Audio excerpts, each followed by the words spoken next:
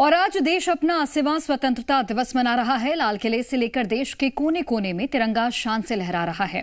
लेकिन इसी बीच दिल्ली में कांग्रेस मुख्यालय से एक ऐसी तस्वीर सामने आई जिसने देश की सियासत में भूचाल ला दिया।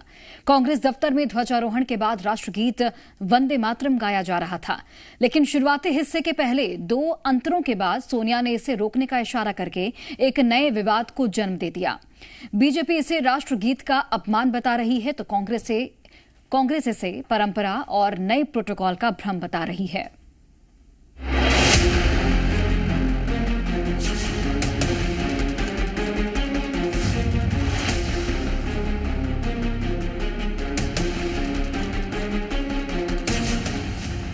अगस्त 2026 देश के 80वें स्वतंत्रता दिवस पर दिल्ली का 24 अकबर रोड यानी कांग्रेस मुख्यालय देशभक्ति के रंग में डूबा था। कांग्रेस अध्यक्ष मल्लिकार्जुन खड़गे ने तिरंगा फहराया और उसके ठीक बाद राष्ट्रगीत वंदे मातरम का गायन शुरू हुआ। लेकिन राष्ट्रगीत के पहले 2 अंतरे खत्म होते ही मंच पर कुछ ऐसा हुआ जिसने चंद मिनटों में इस जश्न को सियासी अखाड़े में तब्दील कर दिया।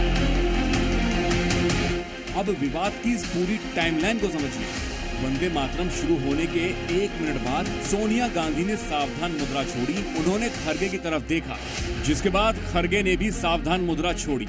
1 मिनट 10 सेकंड बाद खड़गे और सोनिया के बीच बातचीत हुई। 1 मिनट 20 सेकंड बाद राहुल गांधी ने भी सावधान मुद्रा छोड़ी और खड़गे सोनिया की तरफ देखने लगे। 1 मिनट 25 सेकंड बाद सोनिया गांधी ने वंदे मातरम रोकने का इशारा किया। खड़गे ने भी हाथ उठाया। इसके बाद सोनिया और खड़गे लगातार इशारा करते रहे। 1 मिनट 42 सेकंड बाद कांग्रेस सेवा दल के लालजी देसाई राहुल के पास आए। राहुल ने वंदे मातरम रोकने का इशारा किया। 1 मिनट 51 सेकंड बाद खड़गे ने लालजी देसाई से गायन रोकने को कहा। सोनिया भी लालजी देसाई के पास गई और उनसे बात की, लेकिन लालजी देसाई ने समझाया कि गायन जारी रखा जाए। इसके बाद पूरा वंदे मातरम गाया गया। लेकिन ये पूरा घटनाक्रम कैमरे में कैद हो गया। तस्वीरें बीजेपी नेताओं की नजर में आई तो कांग्रेस आलाकमान भी निशाने पर आ गया। बीजेपी ने सोनिया और राहुल गांधी पर राष्ट्रगीत के अपमान का आरोप मंड दिया। कांग्रेस पार्टी अभी भी संभवतः राष्ट्रगीत वंदे मातरम को संपूर्ण रूप से स्वीकार नहीं कर पाई। अतः हम कांग्रेस की सर्वोच्च नेतृत्व, क्योंकि इसमें तीनों शामिल हैं, सर्वोच्च नेतृत्व के इस आचरण की निंदा करते हैं और यह अपेक्षा करते हैं कि कांग्रेस पार्टी इसके लिए देश से माफी मांगे और यह स्पष्टीकरण दे कि उन्होंने ऐसा आचरण क्यों किया। आज 80th इंडिपेंडेंस डे पे कांग्रेस ने बता दिया कि उसके डीएनए के अंदर देशभक्ति नहीं परंतु देश के अंदर एनार्की फैलाना है। और यही माइंडसेट को प्रधानमंत्री नरेंद्र मोदी जी ने दिमागी नक्सल माइंडसेट कहा, जो आज कांग्रेस इकोसिस्टम का है। बीजेपी के हमले पर कांग्रेस की तरफ से 2 अलग अलग बयान सामने आए। पहले इसे प्रक्रियागत भ्रम यानी प्रोसीजनल कंफ्यूजन करार दिया गया, जिसमें पार्टी की एक ऐतिहासिक परंपरा और सरकार के नए नियमों के बीच आपसी तालमेल की कमी को कारण बताया गया। जबकि दूसरे बयान में सोनिया के इशारे की वजह से कुर्सी लाने की मांग बताया गया। 28 अक्टूबर 1937 को कांग्रेस कार्य समिति की बैठक हुई।